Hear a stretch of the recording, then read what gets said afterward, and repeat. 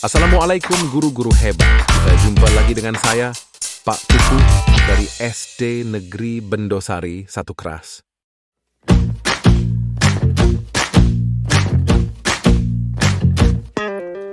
Kita bisa bersama mengubah dunia. Percaya pada diri demi cita-cita. Belajar, bergerak, bermakna.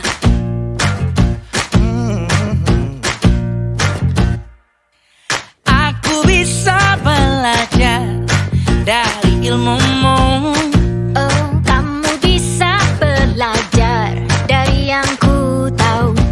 Belajar, bergerak, bermakna. Yeah.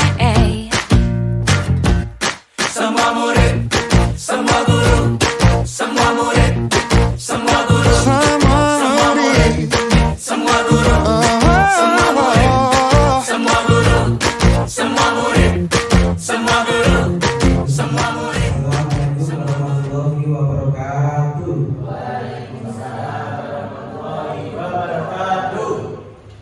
Alhamdulillahirabbil alamin. Assalatu wassalamu ala asyrofil anbiya'i wal mursalin sayyidina Muhammadin wa ala alihi washabihi ajmain. Alhamdulillah kita dipertemukan pada siang hari ini dalam keadaan sehat walafiat. Dan terima kasih atas waktunya dari Bapak Ibu guru sekalian. Hari ini kita bertemu di sini untuk sharing atau belajar bersama tentang budaya positif, ya, tentang budaya positif. Apa itu budaya positif? Apa itu budaya? Ada yang tahu budaya? Ya, budaya itu berarti yang sudah biasa kita lakukan, hal-hal positif yang biasa sudah kita lakukan, ya. Terus saya akan memberikan pemahaman kepada Bapak Ibu semua tentang budaya positif, ya, dan nanti garis besarnya tentang materi dari guru bergerak. Dan perkenalkan nama saya, mungkin saya belum kenal, nama saya Guru Hadi Putra, ya, TGB angkatan 10 dari SDN Bendosari 1. Ya.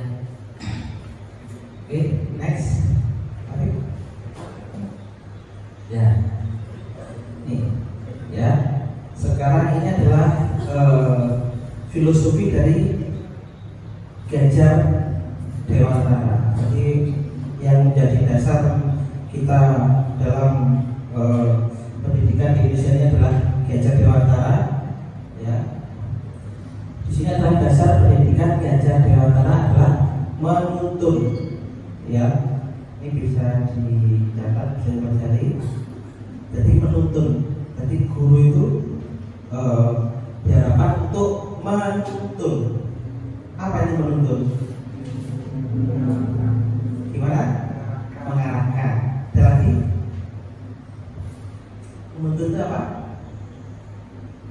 Ya, biasanya kalau dituntun itu anak itu sudah bisa dituntun dan bisa jalan belum? Loh, kalau belum bisa jalan, diseret gitu. Ya, kalau sudah bisa, sudah bisa jalan, dituntut sudah bisa jalan, ya. Jadi anak itu tujuannya itu sebenarnya anak itu punya potensi. Jadi anak itu sudah punya dasar-dasar sendiri. Kita itu menuntun, bukan menyeret, ya, bukan mendorong, ya, bukan tarik, itu menuntun, ya. Itu tujuannya kita menuntun. Apa itu menuntun? Ya, iya. Kalau menuntun itu pasti ada tuh, ada tujuannya.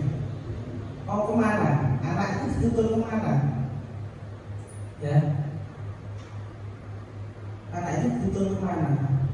Ada orang kita ya mungkin sudah tua, mbak kita ya dituntun ke kamar mandi, itu ada tujuannya ya, itu menuntun. Maksud pendidikan itu adalah menuntun segala kekuatan kodrat yang ada pada anak-anak ya, agar mereka dapat mencapai keselamatan dan kebahagiaan yang setinggi-tingginya, baik sebagai manusia maupun anggota masyarakat. Yang pertama coba kita bedah satu-satu ya. Maksud dari pendidikan adalah menuntun ya, tadi menuntun ya, mengarahkan ya, dengan segala kekuatan kodrat.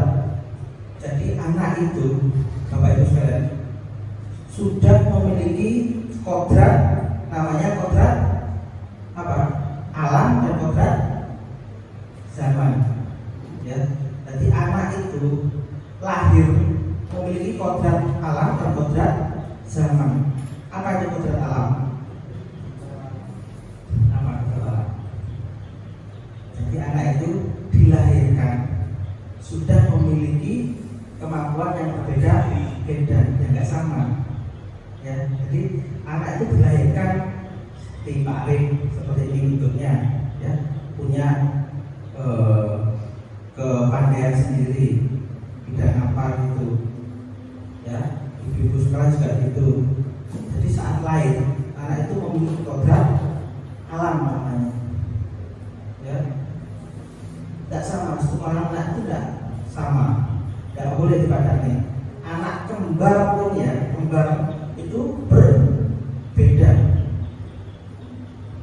Kemudian kodrat zaman, ya, kodrat zaman itu berarti anak itu sesuai dengan kodrat zamannya. Zamannya boleh ini dari murid dulu kecil, ya, sama sekarang jadi guru terus mulai anak kecil terus tidak sama. Ya, kodrat zaman seperti itu. Boleh ini dulu waktu kecil ngajarnya anak diajari gurunya mungkin pakai apa nih ngajarinnya? Pakai apa?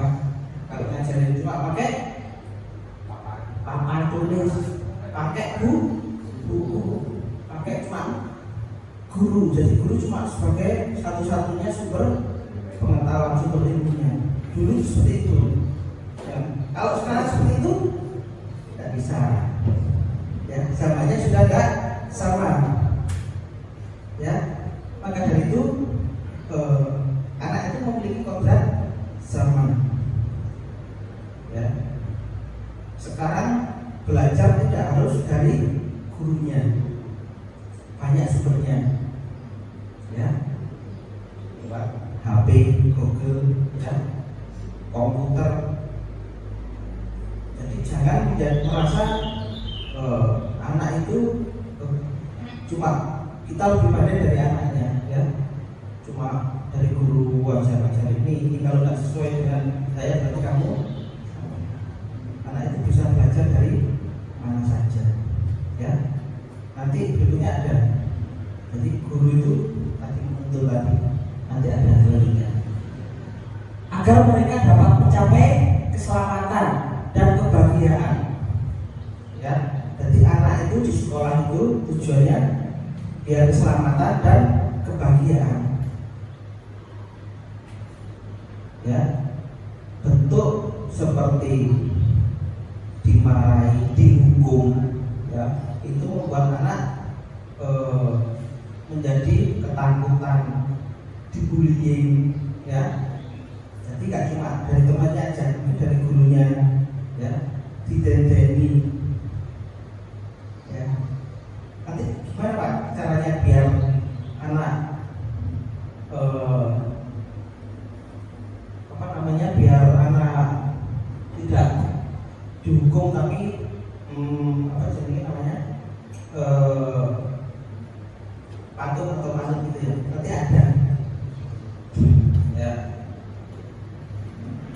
Jadi anak itu di sekolah mereka mencapai keselamatan dan kebahagiaan. Bayangkan kalau anak itu sekolah dengan ketakutan. Bayangkan jenengan sendiri pun kalau ke sekolah, tapi di sekolah ini pedih, takut, ya. Tuh. Kebahagiaan yang sebenarnya baik sebagai manusia maupun anggota masyarakat, ya.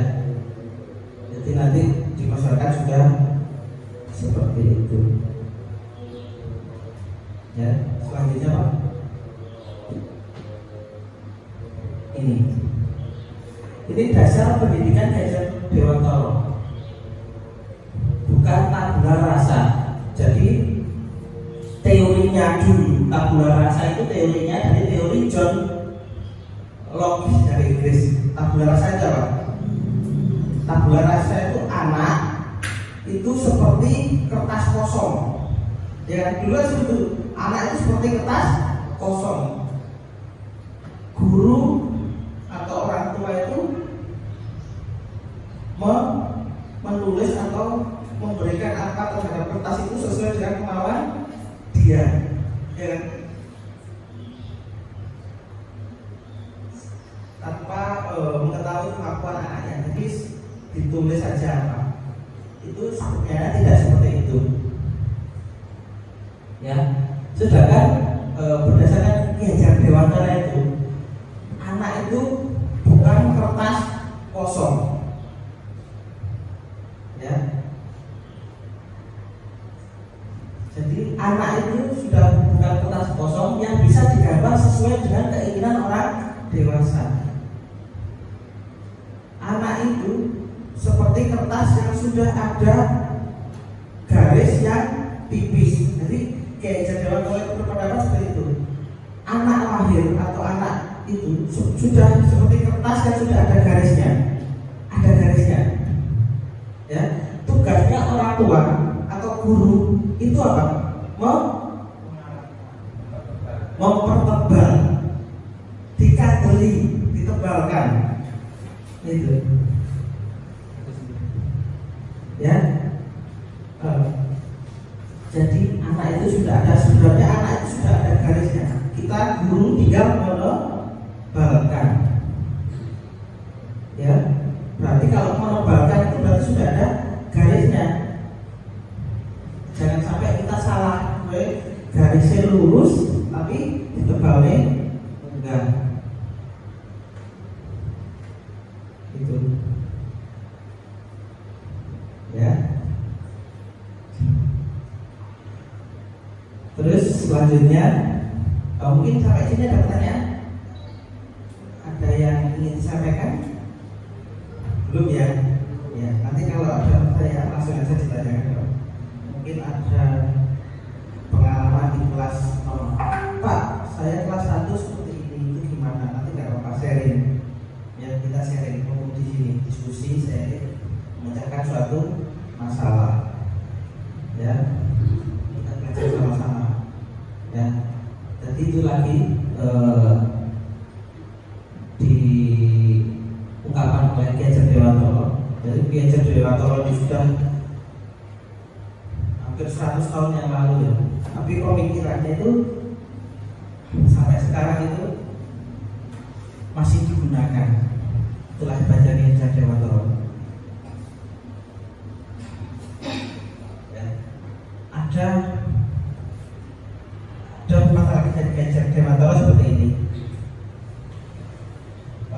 Petani yang menanam padi tidak bisa tumbuh menjadi jagung. Sak pinter-pinter yang petani, ya, kalau menanam padi itu tidak bisa tumbuh jagung, ya. Jadi anak itu sudah punya itu, guru itu seperti petani, ya. Kalau kalian guru itu seperti petani, cara merawat padi itu seperti apa, ya.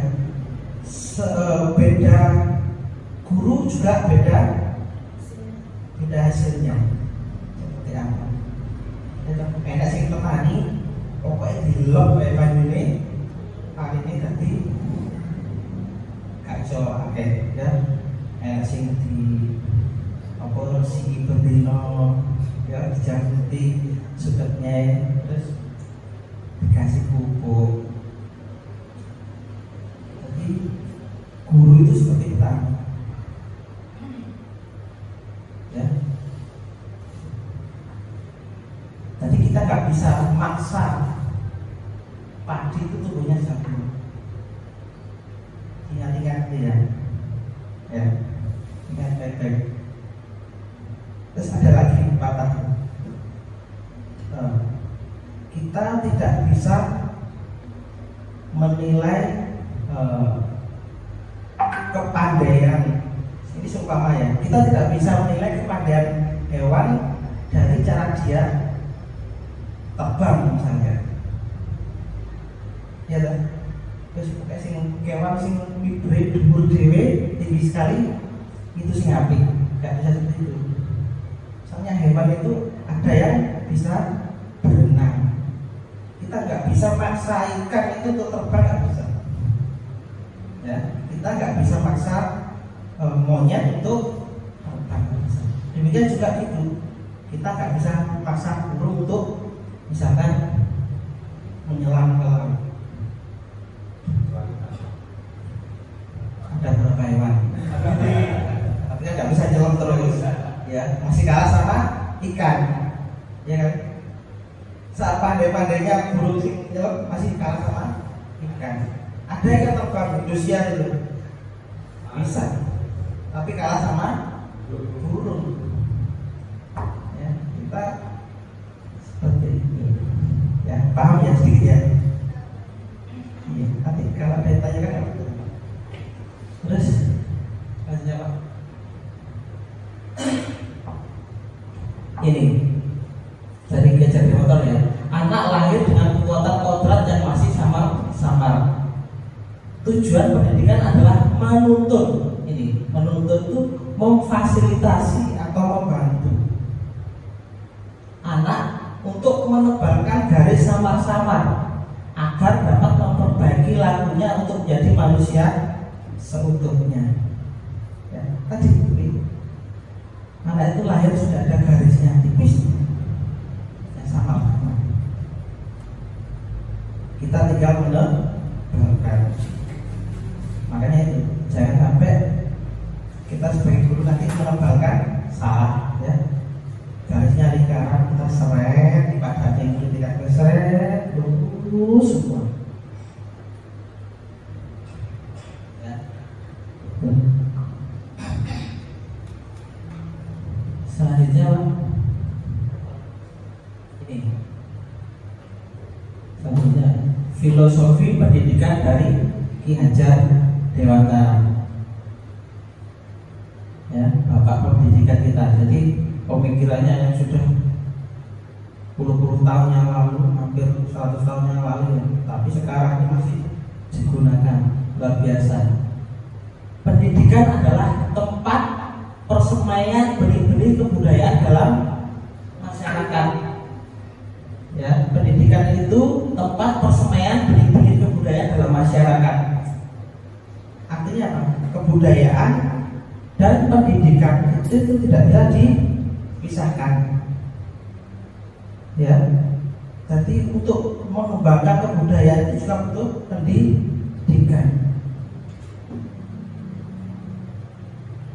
Pendidik dan kebudayaan adalah satu kesatuan yang utuh, tidak bisa dipisahkan. Apapun ya kebudayaannya, misalkan kebudayaan tanpa pendidikan itu tidak bisa berkembang. Begitu juga sebaliknya. Ya. Selanjutnya, pendidikan menjadi landasan pembentukan peradaban bangsa. Ya. Bangsa yang maju peradabannya itu bangsa yang rakyatnya terdidik. Jadi pendidikan itu sangat penting. Ya, negara maju dimanapun itu pendidikannya mesti baik. Ya, tidak sama. mungkin negara kita ya Indonesia dibandingkan dengan mungkin negara di Afrika atau di mana pendidikannya masih kurang ya, berbeda, peradabannya sudah berbeda. Kita sama Singapura aja peradabannya sudah berbeda ya. Jadi pendidikan itu membentuk pola pikir manusia. Selanjutnya, inti dan filsafat Ki Hajar Dewantara adalah perubahan kebudayaan dan pendidikan harus berubah menurut perkembangan zamannya. Ya, dulu awal tahun 1900 itu kurikulumnya apa dulu? Kurikulum 94 ya. Kemudian ada kurikulum KTSP, CPSA dulu ya, CPSA, KTSP, KBK, K13. Sekarang kurikulum Merdeka. Ya itu tadi menyesuaikan dengan zamannya. Ya kita selalu ngomong ganti menteri mesti ganti kurikulum. Sebenarnya bukan ganti menterinya, tapi zamannya sudah berbeda. Ya, pelajarannya mungkin dulu ini Ibu Budi untuk baca di depan ini bang, tapi sekarang sudah berbeda. Ya, itu tadi.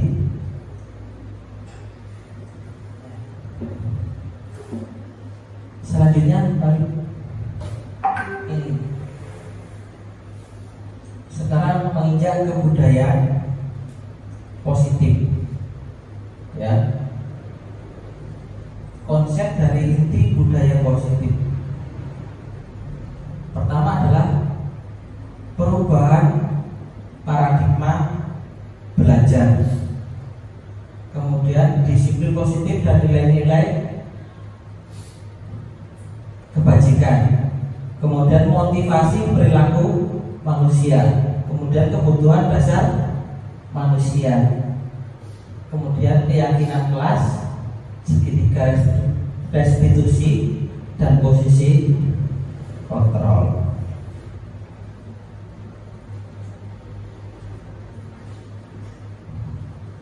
Ya, nanti ada yang paling penting nanti itu tadi keyakinan kelas. Nanti Bapak Ibu diharapkan membuat setiap kelas membuat keyakinan kelas. Apa itu keyakinan kelas? Nanti kita bahas sama-sama. Apa itu keyakinan kelas? Ya, jadi nggak ada peraturan kelas sebenarnya. Nanti keyakinan kelas. Terus naik. Ini. Ya, pertama adalah pembelajaran dengan paradigma baru. Ya. Kurikulumnya ganti, cara berpikirnya juga harus ganti, nggak tetap sama kayak zaman kurikulum 94 ya. Anak di duduk yang rapi gitu ya, nggak boleh rame semuanya. Guru di depan menerangkan, wis pokoknya ngomong lagi ya. Ibu bener gak salah pokoknya di rumah nih rame apa jadinya menghapus itu melayang, rame sepatu melayang ya. Itu pembelajaran dan paradigma baru merupakan pembelajaran yang dirancang berdasarkan prinsip pembelajaran berdiferensiasi ya, untuk mewujudkan profil pelajar Pancasila. Ya, saya garis bawahi dulu ya, berdiferensiasi. Ada yang tahu apa itu berdiferensiasi? Apa itu? Tarik. Belajar sesuai dengan keahlian adanya. Yang lain? Mahasiswa, beasiswa. Yang lain?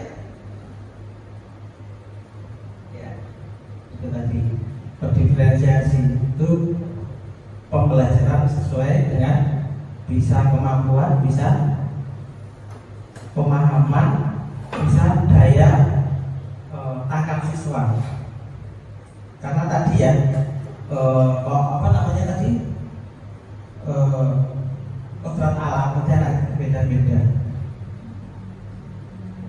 ya, berdiferensiasi. Di kelas sekarang ada yang sudah bentuk kelompok, sudah bentuk kelompok ya. Ya, ada yang bentuk kelompok semuanya ya. Ya, kelompok itu biasanya urutan sesuai tempat duduk ya. Apa aja sesuai apa biasanya kalau kelompok? Sing omahe cedek. Sesuai tingkat kecerdasan. Sesuai. Iya, tingkat kecerdasan anak ya. Hitung sing pinter apa bedanya siji? Oh, hitung. Membantu temannya. Oke. Ya. Ya.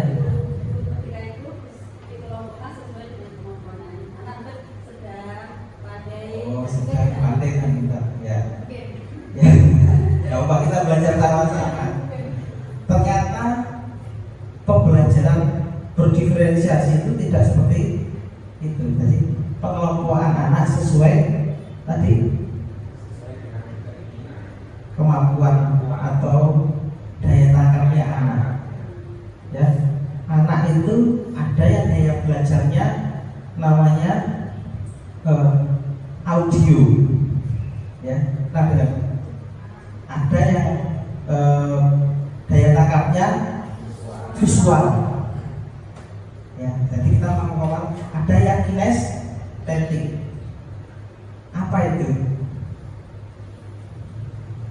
Ya, ada yang pelajarannya secara audio. Jadi ini dia, saya terangkan di depan terang nih, itu ada yang nyantol, ada yang nyantol. Jadi didengarkan terus paham, paham aku. Ada yang visual, ya. Visual itu kalau nggak melihat apa namanya, secara langsung itu nggak bisa. Ya, ada yang kinestetik, ini mau mau pojok.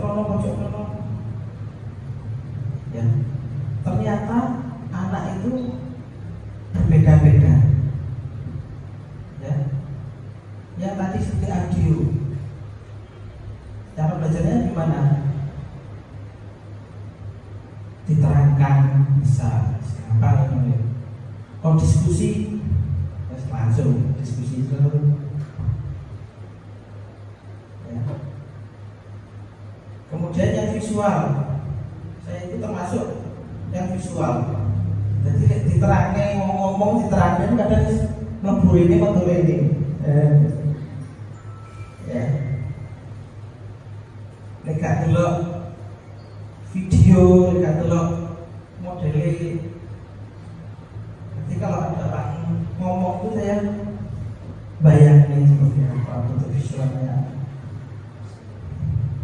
Ya, itu.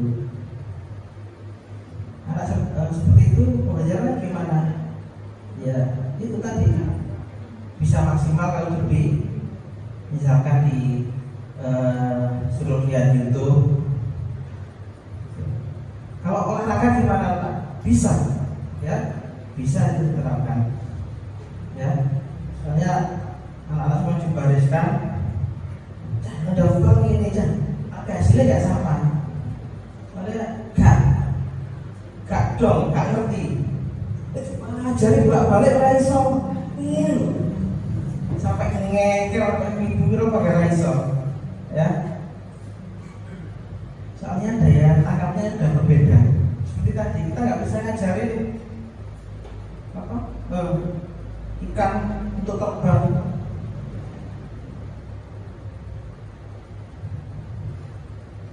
Kinestetik juga gitu, muter,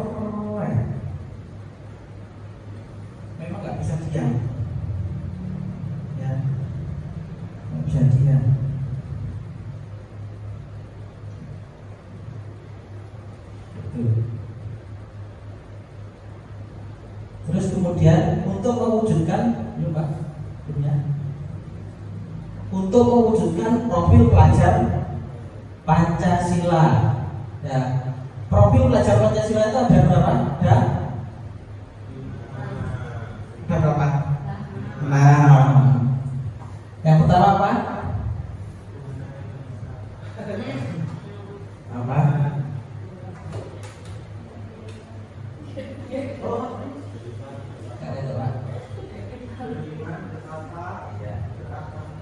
Beriman, ya. Itu tadi.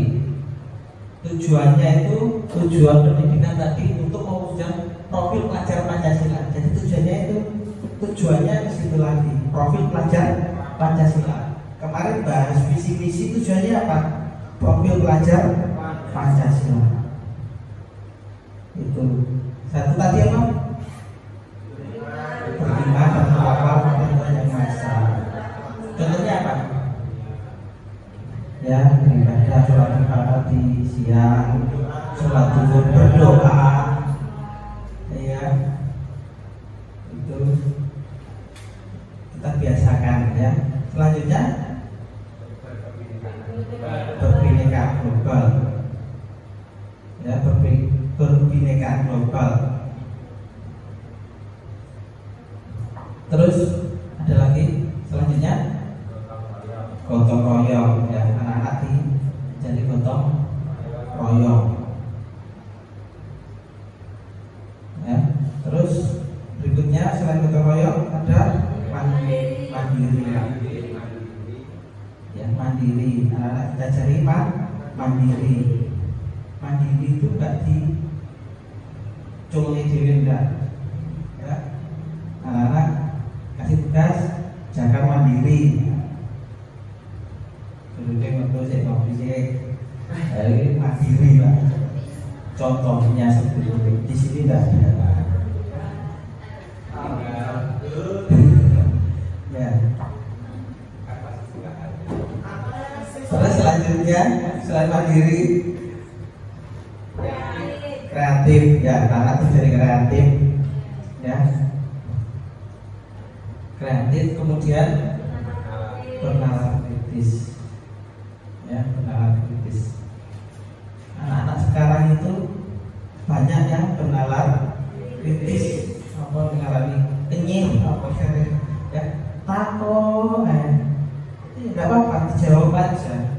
Ya, sudah dijarin menang, ya. Bu, ini gimana? Cerewet. Ya. Oh, kayaknya mau menang.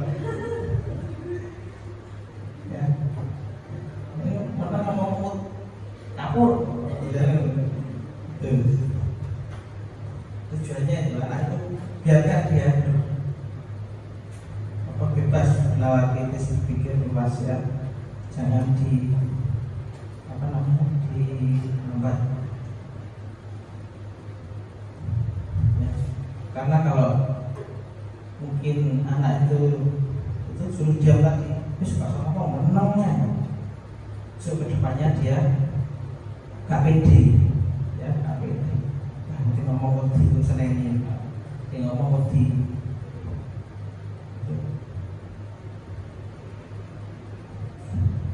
Selanjutnya next.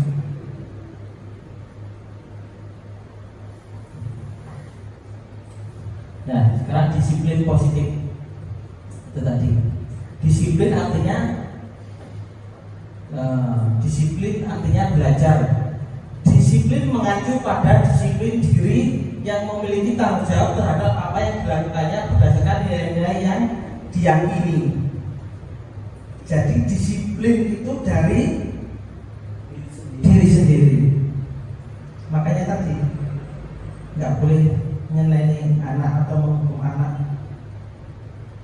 Kalau menghukum anak itu dia itu apa ya? Karena takut, bukan dari diri sendiri. Ya, ini selanjutnya disiplin positif.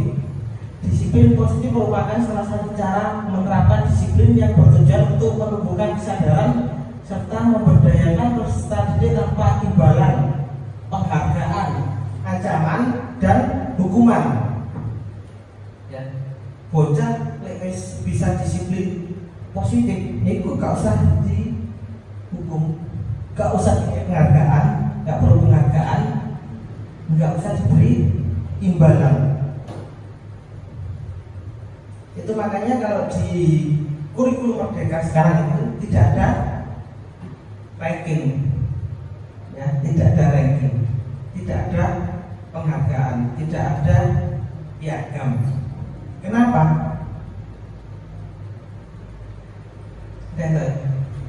Kenapa? Gimana? Kenapa? Kenapa kok di kategori sekarang nggak ada ranking siji, ranking loro, juara siji, juara loro? Ya, itu tadi anak itu memiliki apa dan sama, dan juga penghargaan juara 1, juara 2, juara 3 itu adalah bentuk hukuman kepada anak yang tidak juara. Ya, yang juara 1 kasih penghargaan, juara 2 kasih penghargaan. Yang lain gimana? Ya, kalau mau kasih penghargaan itu tadi sesuai mungkin anak terdisiplin, anak apa ya? Kan banyak itu anak terdisiplin siapa. Jadi anak itu semua dapat penghargaan satu-satu. Ya, jadi anak-anak mendapatkan penghargaan tanpa harus menyisihkan yang lain. Soalnya anak itu pasti punya kepandaian sendiri. Nggak harus pandai matematika, mungkin dia pandai apa. Ya. Anak terkreatif. Ya. Anak anak terkeren, anak terapi maksudnya. Ya.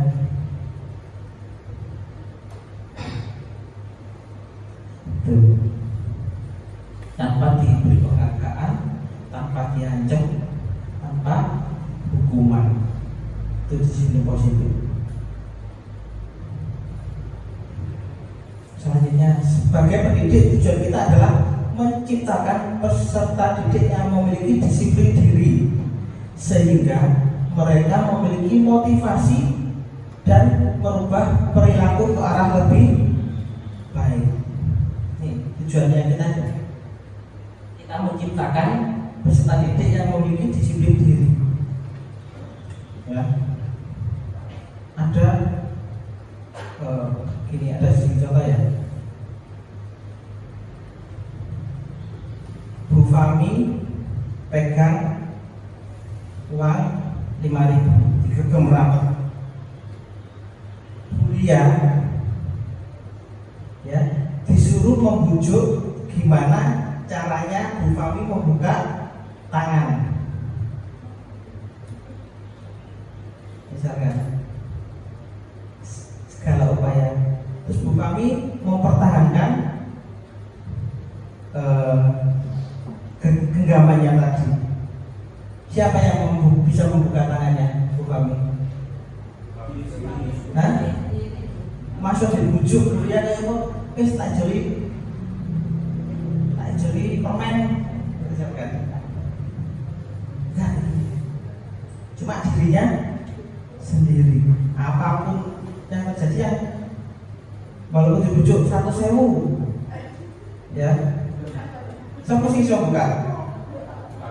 Bu Fami dia belum tak buka ya tak buka. Ada orang yang tidak berani.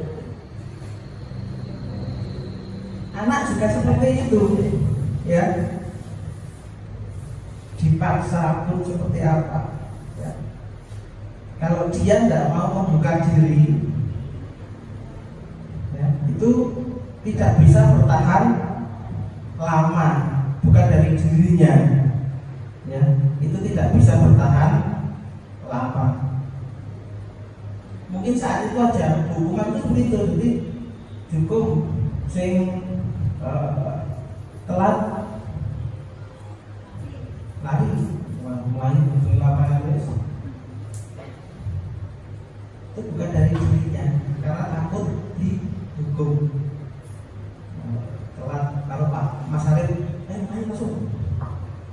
saat gak ada Mas Arif, percayain ini ya, Mas Arif aman. Nah, karena bukan dari dirinya sendiri. Caranya gimana? Nanti ada. Terus selanjutnya, ini tadi ya, nilai-nilai kebajikan. Profil pelajar Pancasila: beriman dan bertakwa kepada Tuhan Yang Maha Esa, berakhlak mulia, berbineka global, gotong royong, mandiri, kreatif, bernalar, kritis.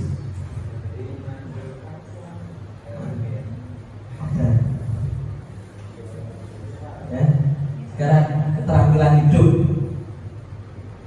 dapat dipercaya. Ya, sekarang itu sulit ya, nyari orang yang dapat dipercaya. Lurus hati, pendengar yang aktif, tidak merendahkan orang lain, dan memberikan yang terbaik untuk diri sendiri. Itu adalah keterampilan hidup. Keterampilan hidup. Terus Pak, kemudian adalah motivasi perilaku manusia. Tadi, untuk menghindari ketidaknyamanan hukuman. Jadi manusia itu perilakunya itu untuk menghindari ketidaknyamanan hukuman. Melanggar, misalkan melanggar lampu merah, gak enek polisi ini. Ya, buang sampah di tempat sembarang sing kayaknya sing delok. Ya, lek ponakan kok soalnya dihukum. Ini untuk mendapatkan imbalan atau penghargaan dari orang lain. Ini tadi aku lebih pintar tuh oleh hadiah. Kulit pintar itu oleh penghargaan. Ketiga, untuk menjadi orang yang mereka inginkan dan menghargai diri sendiri dengan nilai yang mereka percaya. Jadi tidak bisa menjadi dirinya sendiri, menjadi apa yang mereka inginkan. Ya, terimalah aku apa adanya. Ya ini ya. Ini contohnya. Tadi tidak menerima aku apa adanya. Adanya apa?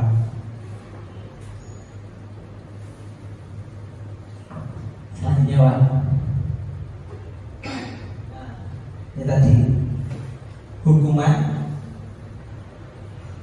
konsekuensi, dan restitusi. Ini tadi cara menyelesaikan suatu masalah tadi ya. Kalau ada masalah, kalau hukuman itu biasanya tidak terencana dan tiba-tiba.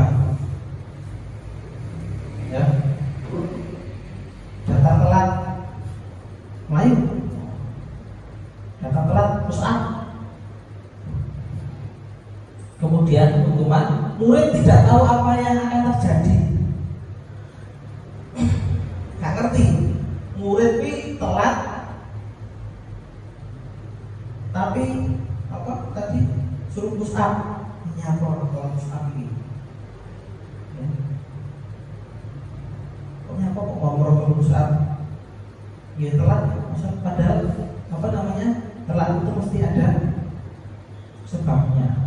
Tanpa ditanya dulu, kamu telat? Bisa. Sebabku sisian, bisa. Ya, tanpa guru tanpa mendengarkan penjelasan dari muridnya. Pak, tapi saya luas, bisa. Belum kata nulis, tambahin 20. Ya. Bersifat satu arah. Ya, gurunya didapatkan dari siswanya. Terus berupa hukuman fisik, psikis, ya. Fisik itu tadi lari, suruh lompat, suruh push up. Psikis dilone, kan? Musik orang cilik, supaya di apa namanya psikisnya di hukum, ya. Konsekuensi, kalau konsekuensi itu tidak terencana atau tiba-tiba, sama saja dengan hukuman. Murid tidak tahu apa yang terjadi, bersifat satu arah, berupa hukuman fisik dan psikis. Jadi konsekuensi itu hampir sama dengan hukuman. Nah, ini selanjutnya adalah restitusi. Itu tadi, apa itu restitusi? Ya, ada yang tahu, pernah dengar restitusi? Ya, apa Pak Arif? Oh iya. Ya, istilah asing memang restitusi. Sekarang itu bukan hukuman, tapi restitusi. Apa itu restitusi?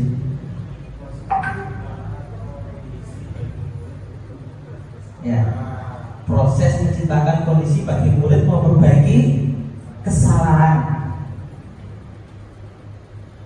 Restitusi itu seperti kita membantu siswa untuk menyelesaikan suatu masalah,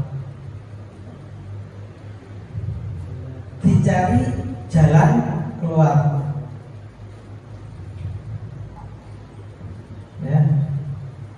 Jadi kita membantu siswa mencari jalan keluar, itu restitusi. Ya, misalkan tadi telat, kenapa kok bisa telat? Terus jalan keluarnya apa biar nanti nggak telat lagi? Anaknya suruh mikir sendiri, mencari jalan keluar sendiri. Kita membantu. Ya, biar dia tahu kesalahannya, dia menyadari dirinya salah. Ya, itu yang paling penting, sadar diri, ya, sadar posisi. Proses kolaboratif yang mengajarkan murid untuk mencari solusi sendiri. Ini tadi solusi sendiri. Gimana Pak caranya? Ya, nanti ada caranya, namanya segitiga restitusi. Ya, next.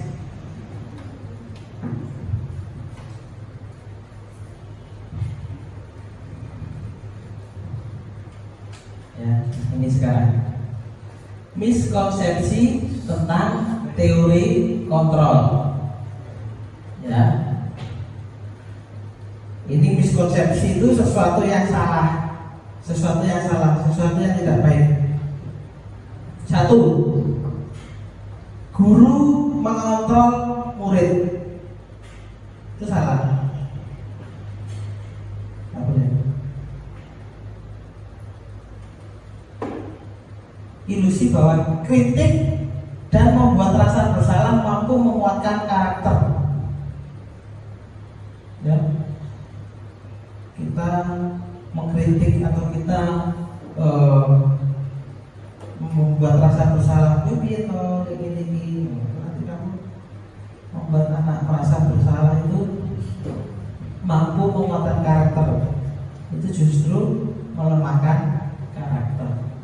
Ilusi bahwa semua penguatan positif, efektif, dan bermanfaat. Kemudian ilusi bahwa orang dewasa berhak memaksa. Itu tadi, ya, seperti kuliah tadi maksa Bu Fahmi karena kecil ya dipaksa, lebih besar ya. apa anak kecil itu kan? Ya, kecil itu manut guru ini mesti pinter. Ya,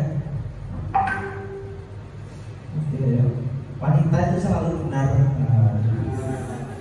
Iya.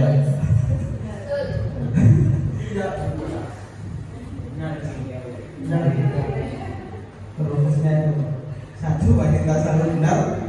Dua, laki-laki selalu salah.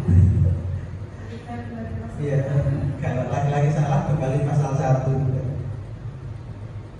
Itu ilusi bahwa yang dewasa nggak maksa, itu nggak boleh. Itu cuma ilusi. Ini semua cuma ilusi. Ya bos ya, angan-angan. Tak bisa. Aku gak sama orang murid. Ya, aku gak mesti bener. Terus Pak, next. Mengubah paradigma stimulus respon ke pendekatan teori kontrol. Stimulus respon, ya. Realitas kebutuhan kita sama. Ternyata realitas kebutuhan kita berbeda. Ya. Semua orang memiliki hal yang sama. Ternyata setiap orang memiliki gambaran yang berbeda. Kita mencoba mengubah orang agar berpandangan sama dengan kita.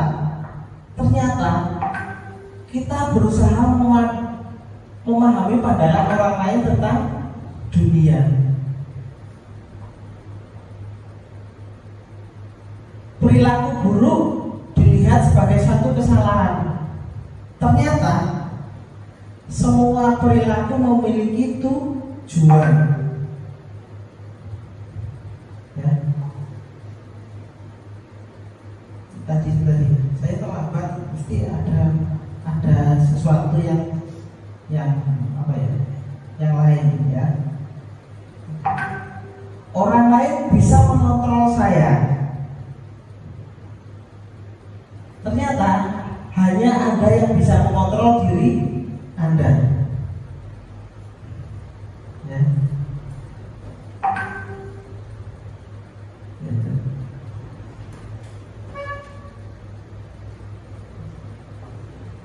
Sudah? Paham ya di sini ya? Ada yang mau kita tanyakan kalau ini? Tidak ada? Ya.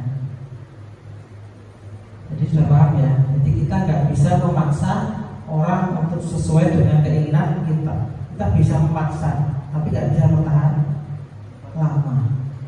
Nggak bisa selamanya. Ya.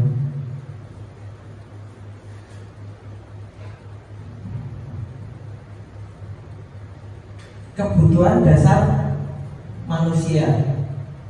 Kebutuhan dasar manusia adalah segala sesuatu yang kita lakukan untuk mendapatkan apa yang kita inginkan.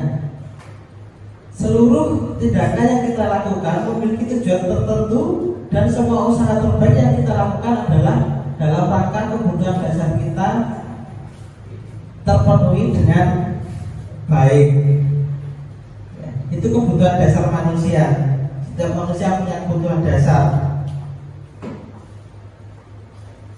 Ya, kebutuhan dasar itu tindakan yang kita lakukan untuk memiliki tujuan tertentu. Terus Pak, lanjut. Ini ada 5 kebutuhan dasar manusia. Ini semua, kalau manusia mesti memiliki kebutuhan ini. 1, bertahan hidup. Ya, semua manusia pasti ingin bertahan hidup. Ya, Pak Ari dijolni di alas memang mesti bertahan hidup. Gak mungkin masalah meneng ya, tadi wong sing ngirim makanan ya, gak mungkin. Dia selalu mencari cara untuk bertahan hidup. Ya, contohnya adalah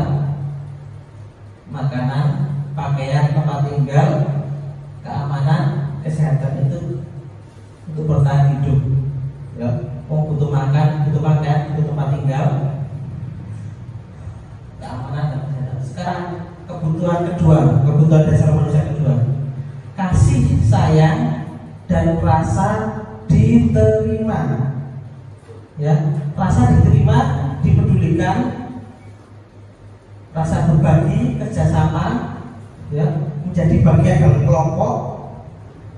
Kalau ada kelompok gini, satu yang diabaikan mesti tersakiti, ya. Itu karena manusia pada dasarnya butuh kasih sayang dan rasa diterima.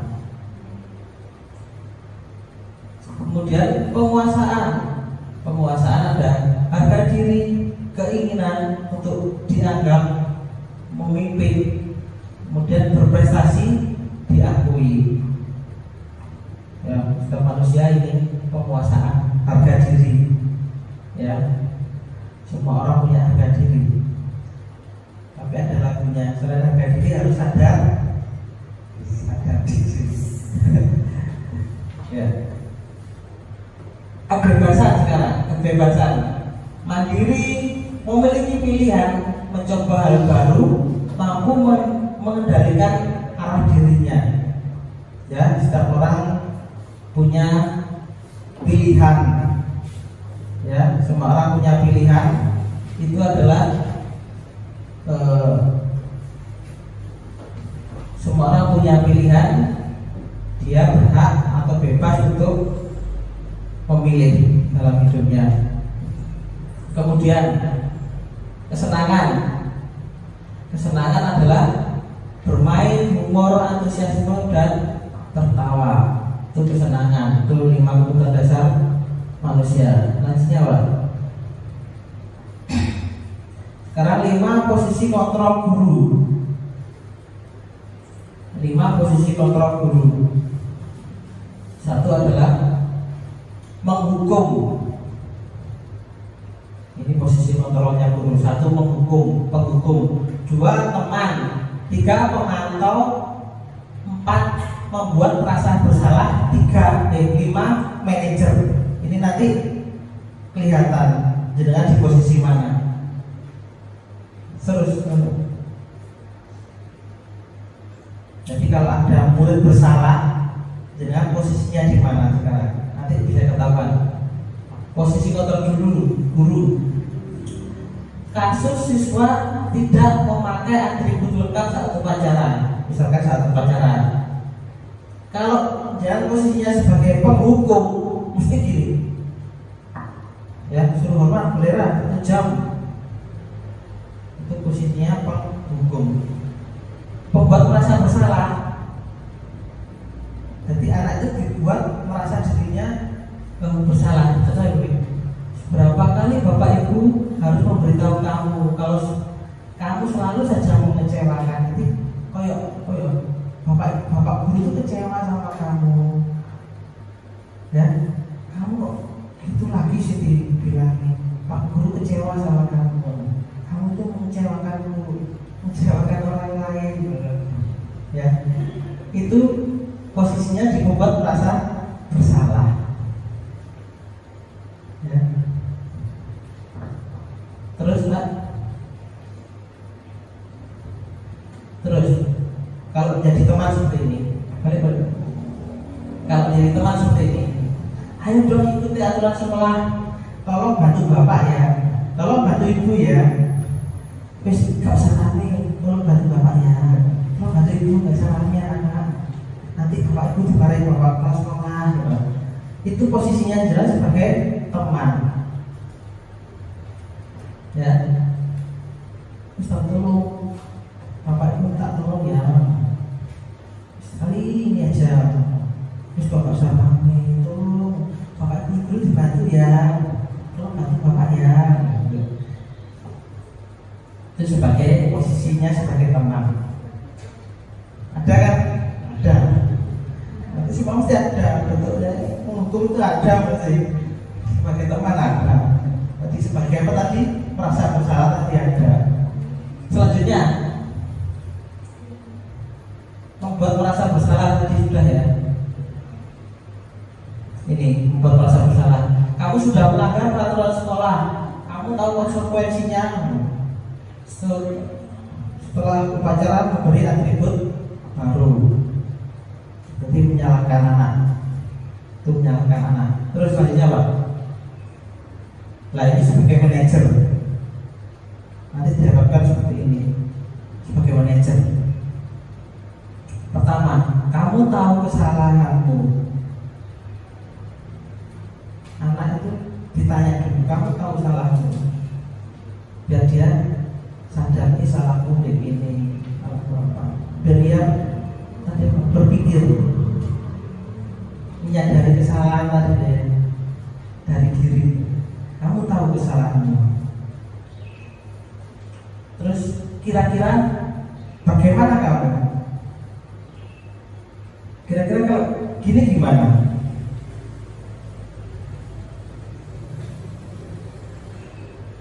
Terus bagaimana cara memperbaiki kesalahanmu? Ya, bagaimana caranya? Ya, biar justru berpikir anaknya, nggak langsung kamu benar itu topinya nggak ada, beli topi sendiri. Biar membiasakan anak untuk menyadari dirinya sendiri bahwa dia itu salah. Aku kurang topi, aku berarti aku tutup deh operasi. Udah jujur, berubah juga, berarti bisa kita bagaimana ya? Selanjutnya, ya, posisi kontrol. Apakah aku, ya, posisi kontrol apakah? Ini contoh ini. Saya kecewa sekali dengan kamu. Nah, apa ini? Tadi apa?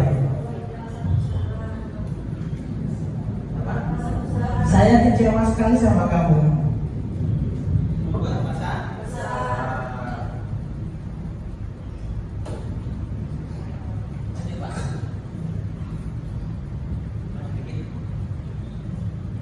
Ya, kalau salah. Ini terus selanjutnya. Belum, boleh. Ya. Kamu tidak pernah benar melakukannya. Ya, berarti sudah benar. Terus, next. Belum. Ini. Apa rencanamu untuk menyelesaikan masalah ini? Apa? Coba. Ini diharapkan dengan seperti ini, menjadi manajer dengan melakukan restitusi. Terus Pak, terus. Nah ini, ayo Pak, lakukan demi Bapak. Demi aku. Ya, ini coba jalan posisinya seperti apa nanti untuk anak. Terus, kamu tidak pernah dapat nilai apa? Kamu tidak pernah dapat nilai jika tidak mengerjakan tugas. Apa? Kamu nggak dapat nilai ketika mencari tugas. Karena PR kalah biji. Terus, apa sebagai apa Pak? Tunggu, next. Oh mantap.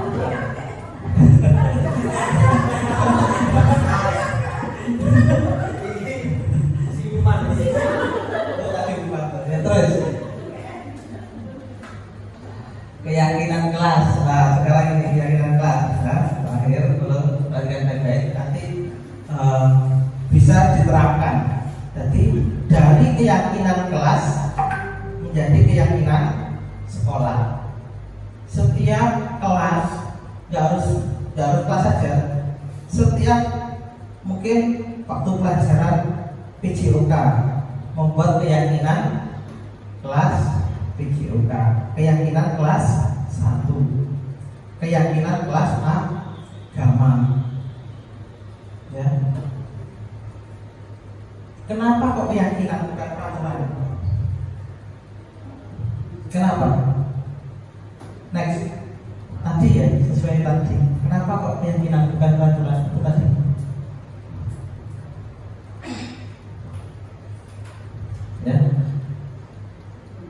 keyakinan kelas bersifat abstrak atau ringkas. Pernyataan positif, jadi nggak boleh kalimat negatif lagi. Tidak, semua membuat keyakinan kelas nggak boleh kalimat negatif. Tahu bedanya? Kalimat positif, kalimat negatif, ya. Contohnya kalimat negatif itu apa ya? Tidak boleh apa? Dijatuhkan kalimat negatif itu contohnya iya kalimat sing apa ya? Kalimat negatif itu contohnya gak boleh mencuri, tidak boleh mencuri, tidak boleh ini, itu negatif, tidak boleh jangan, tidak boleh jangan, ya, tidak boleh mencontek. Mungkin kalimatnya menjadi dilarang, bukan dilarang itu negatif, jaga sendiri, terus tidak boleh memukul teman, itu kalimat negatif. Jadi menghargai orang lain, itu kalimat positif, ya.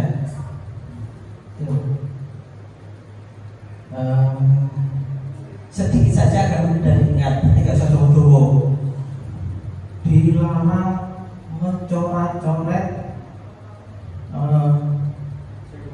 tembok dan lain-lain. Pendek aja, tapi mudah.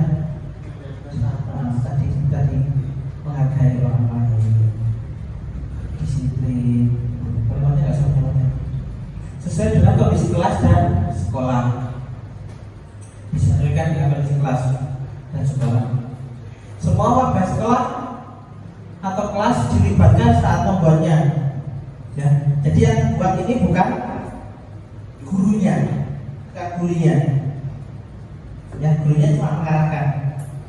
Umpama teman nanti muridnya membuat kalimat negatif, umpamanya lu bukan ini, caranya seperti ini, yang seperti ini. Kita cuma mengarahkan aja. Pak, ini nggak boleh misuh. Nah, ini yang benar ini menghargai orang lain.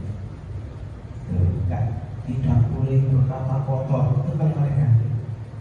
Yang positif tadi menghargai orang lain. Ya. Terus ya nanti bisa pakai apa namanya, kertas kecil tuh, apa namanya, paper clip. Nanti bisa pakai paper clip atau pakai apa gitu. Anak-anak suruh nulis aja, suruh nulis nanti tempel, nanti biar dibuatkan, gurunya tinggal memakai. Ini sudah ada di sini anak, ini sesuai dengan ini. Terus Pak, ya, ini bisa ditempel, anak-anak biar menempel sendiri tentang keyakinan kelas. Terus Pak, ini yang terakhir segitiga restitusi. Segitiga restitusi tadi sesuatu proses dialog, nanti menyelesaikan masalah tadi. Kita sebagai manajer, ya, sebagai manajer tadi, cara menyelesaikannya gimana? Dengan segitiga restitusi. Apa itu segitiga restitusi? Ya. Satu, menstabilkan identitas. Jadi kalau ada anak salah, kita stabilkan dulu identitasnya. Ya, nanti ada contohnya. Jadi menstabilkan identitas. Setelah misalkan seperti ini. Anaknya salah, terus kamu tahu kenapa misalkan dipanggil ke sekolah ya, atau di kelas, atau dipanggil ke kantor, kamu tahu kenapa kamu baru ke sini? Karena ini Pak, misalkan kan kita terlambat Pak, kita beri pengertian bahwa setiap orang itu pernah salah. Ya, nggak mungkin Pak Arif selalu benar, nggak mungkin. kita juga pernah salah. Diberitahu, ya, nggak apa-apa kamu misalkan datang lambat karena itu kesalahan, mungkin kesalahanmu hari ini. Misalkan saya juga pernah datang terlambat, saya juga pernah salah. Tapi apa yang kita lakukan? Kita harus belajar dari kesalahan. Iya, setiap manusia punya kesalahan, tapi kita harus belajar dari kesalahan. Ya. Bukan kesalahan itu dijadikan hukuman. Kita belajar dari kesalahan. Kedua, validasi tindakan yang salah. Jadi anaknya tahu kalau dirinya itu memang salah. Ya, saya salah Pak. Dikaitkan dengan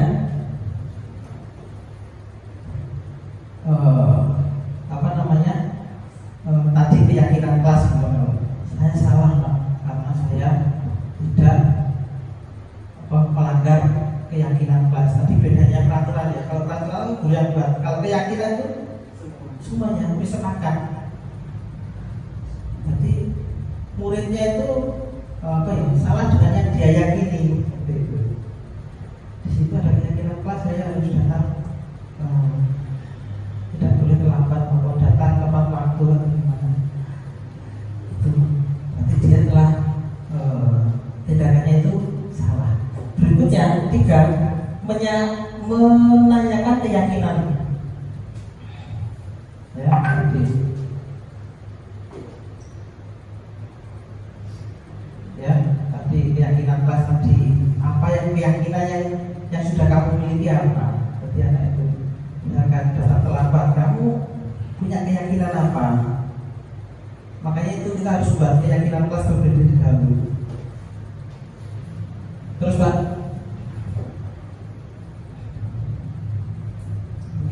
menstabilkan identitas. Selanjutnya ada menstabilkan ini tadi. Nah, contohnya ya, berbuat salah itu wajar. Salah itu wajar. Tapi salah dulu ya gak wajar. Ya. Saat dia berbuat salah, tapi hanya dilakukan mungkin saat itu saja, gimana ya, itu wajar. Tidak ada manusia yang sempurna. Nah, ini contohnya kalimatnya. Ada manusia yang sempurna. Cowok itu selalu salah masalahnya.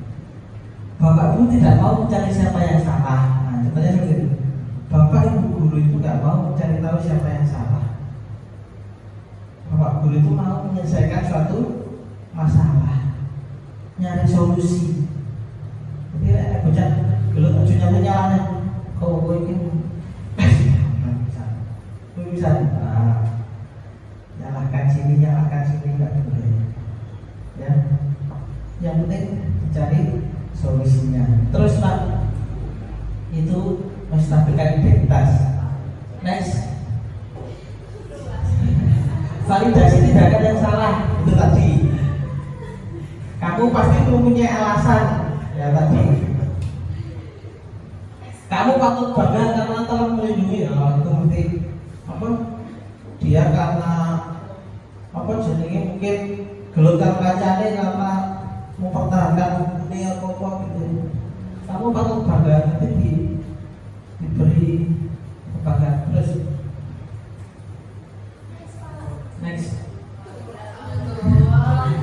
menanyakan keyakinan. Nah itu tadi keyakinan kelas ya, harus sesuai dengan keyakinan kelas. Kamu ingin jadi seperti apa? Nilai-nilai apa yang telah disepakati bersama? Apa keyakinan kelas? Tuh. Terus, nah ini contohnya ya, contoh. Oke, apakah ini tadi? Kamu tahu ya, kenapa kamu bangun di sini hari ini? Kenapa? Datang pukul berapa? Kenapa kok bisa berapa? Malam kenapa nonton bola ya? Iya, ini kalau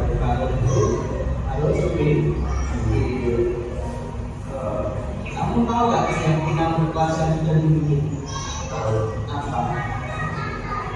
Ya, lebih bagus kok. Iya, kelihatan harus tidak juga. Iya. Enggak kan? Terus nggak apa-apa kalau kamu terlambat itu mungkin kamu hari ini ada kesalahan. Jika kamu siap dengan kesalahan kamu juga pernah datang terlambat. Begitu tidak ada yang terlambat, ya. Tapi kesalahan itu kita bisa belajar dari kesalahan. Tidak salah tidak karena itu harus belajar dari kesalahan. Kalau kamu sudah kenal terlambat, jadi kamu ikuti tidak boleh kalau cepat mati, ya. Ini masih bilang aja pada itu bagi lagi yang harus dibangun lagi untuk ya sebentar aja udah. Terima kasih.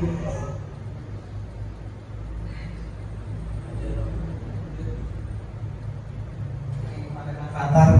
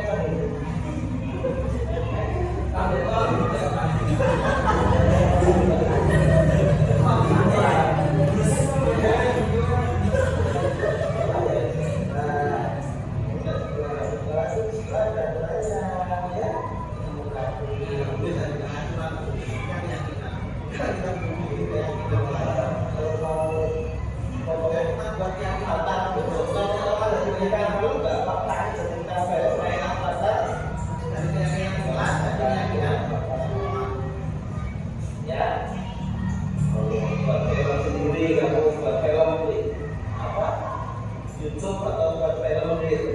Nah, kamu nanti jadi bintang film nggak apa-apa kan?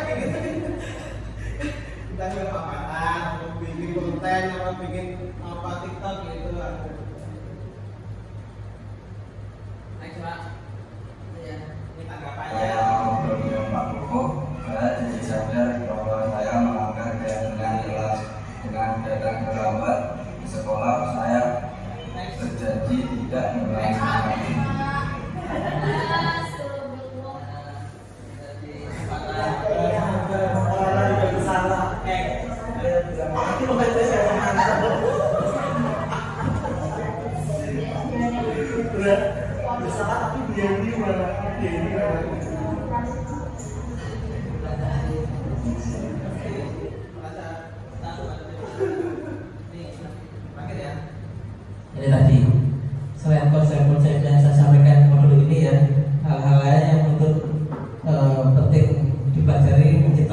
budaya positif tadi ya.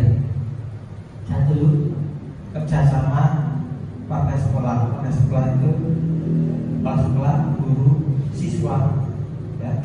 Mungkin juga untuk wali murid, semuanya dilibatkan untuk kerjasama, ya. Tidak mungkin cuma satu orang guru. Terus kedua, memberikan teladan dan tuntunan yang baik, ya. Tiga, melakukan proses pembelajaran dan pembiasaan agar terwujudnya budaya positif tadi. Budaya positif tadi dirumuskan dengan pembiasaan. Next one. Nah, selesai. Ini ada sedikit kata-kata bijak, kata-kata mutiara. Ya. Guru hebat itu bukan guru yang mau menangkan banyak penghargaan, tapi guru yang selalu dinanti kedatangannya dan memenangkan hati muridnya. Ya. Bukan guru yang keren di mata juri lomba atau keren di mata guru yang lain, tapi di mata murid yang selalu bersamanya setiap hari. Jadi bukan keren di mata orang lain, tapi di mata murid. Bukan guru yang tahu banyak hal, ya. Terus aku seperti hampir paham. Kayak apa kayak Sony Monodok ya. Aku paling pinter ya. Tapi guru yang tak pernah berhenti belajar, ya. Selalu belajar, walaupun saya itu masih belajar terus belajar. Saya nggak bisa, mungkin kelemahan saya banyak, ya. Saya itu masih belajar, jadi bukan masih proses, saya itu masih proses belajar. Jadi kalau ada kesalahan saya mohon maaf sebesar-besarnya. Ya, saya tidak sempurna. Ya. Ya. Jadi terima saya apa adanya. Ya, saya masih proses belajar, banyak yang saya pelajari, ya. Makanya jadi guru penggerak itu sedikit membantu saya dalam proses belajar. Jadi pemimpin itu seperti apa, ya? Ya mungkin karena banyak kegiatan luar saya itu kurang peduli sama anak, mungkin kurang peduli sama guru yang lain, ya. Masih belajar. Apa? Kalau sama laki-laki itu saling pengertian. Itu ya, itu kata-kata hari ini. Semoga apa yang kita pelajari hari ini bisa bermanfaat untuk kita semua dan bisa bermanfaat untuk siswa-siswa kita. Saya akhiri. Wabillahi taufiq wal hidayah. Assalamualaikum warahmatullahi wabarakatuh.